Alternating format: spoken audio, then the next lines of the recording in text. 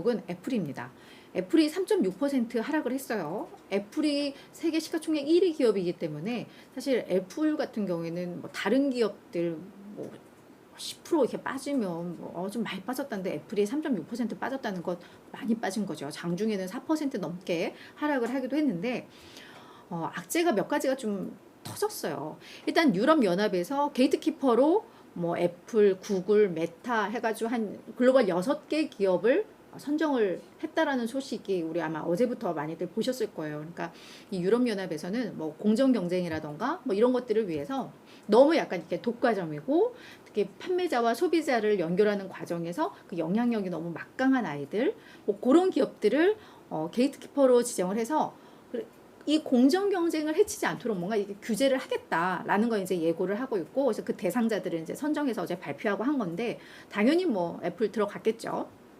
근데 그 소식은 사실 시장에서는 뭐 계속 예고가 되어 왔고 어느 정도 뭐 준비가 되었기 때문에 뭐 일정 부분 투자 심리에 부정적인 영향을 미쳤겠지만 그건 그래도 그냥 일정 부분 마무리가 될 수 있는 뉴스였습니다.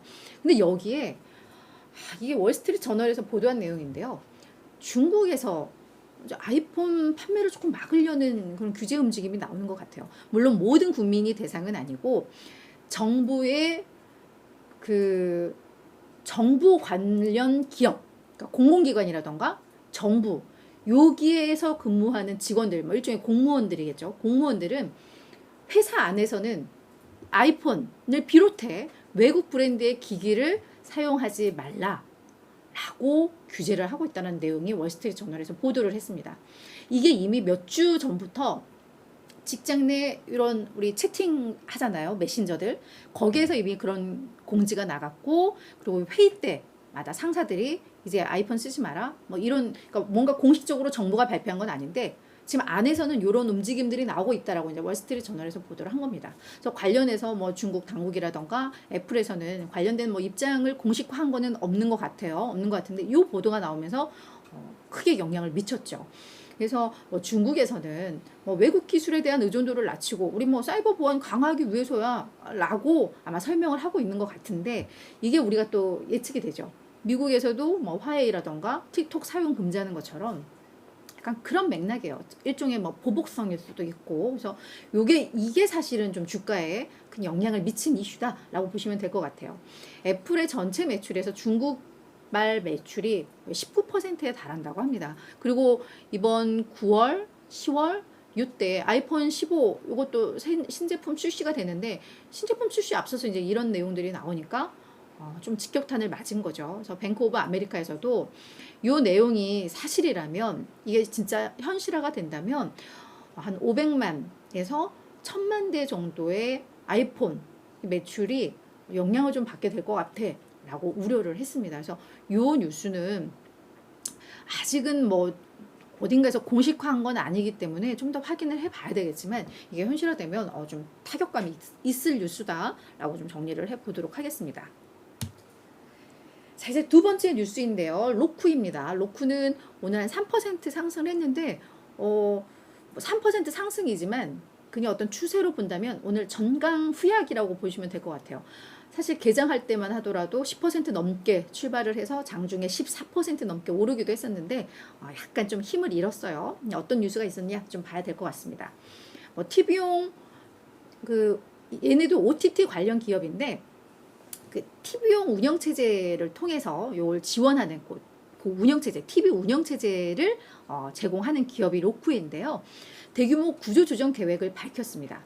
최근 1년간 지금 세 번째 구조조정 소식입니다. 그래서 작년 11월에 한번 200명 구조조정했고 지난 3월에도 200명 했다가 이번에는 한 360명 정도 구조조정을 한다라는 소식입니다. 이게 전체 직원의 약 10%에 해당하는 규모라고 하는데 우리 운영비용 감축이 목표입니다 라고 이야기를 한 거예요. 그래서 이 내용이 전해지면서 일단 시장에서는 뭐 상승을 했는데 단순히 뭐 구조조정 때문에 이렇게 많이 올랐었던 건 아니고요. 얘들이 구조조정 얘기를 하면서 실적 가이던스를 상향 조정을 했어요.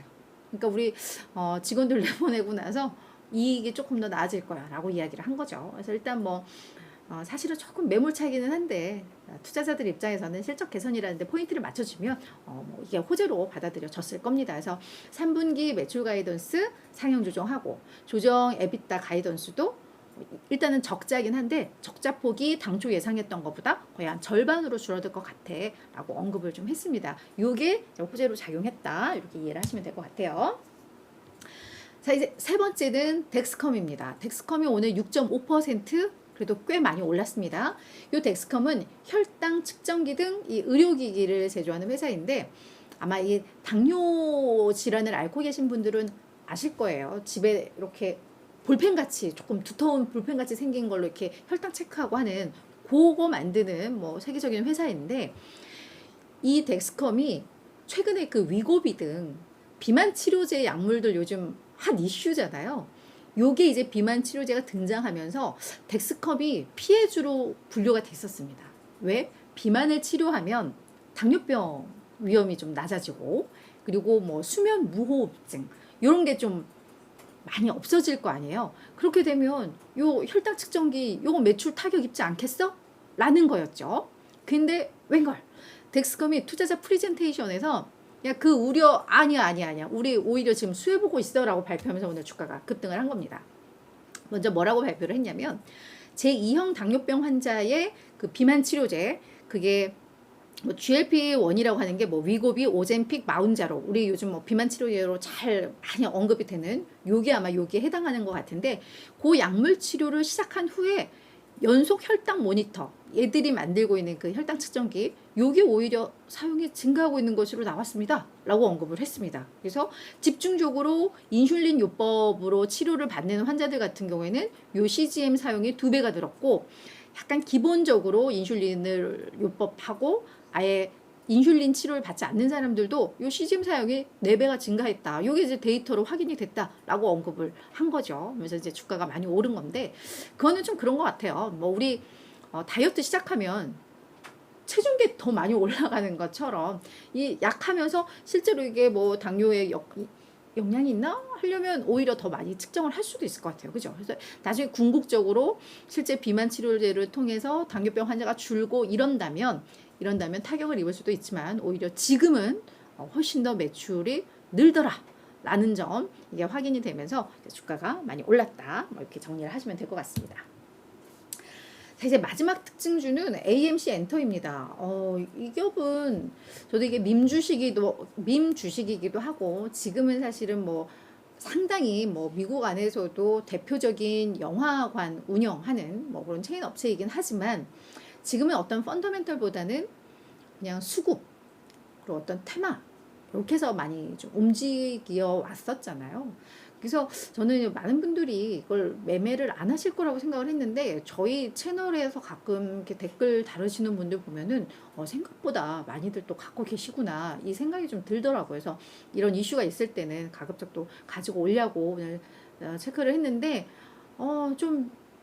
제가 말이 참 서툰 나오기가 힘들 정도의 주가 하락이 오늘 좀 나왔습니다. 오늘 주가 37% 급락을 했는데 AMC 같은 경우에는 우선주의 보통주 전환이 이루어졌고 그러면서 이미 또 주가가 한번 타격을 받았는데 근데 뭔가 주가가 8.6이 달라 하면은 언제 저렇게 주가가 올랐지라는 생각이 들 텐데 8월에 얘들이 주식 병합을 했죠.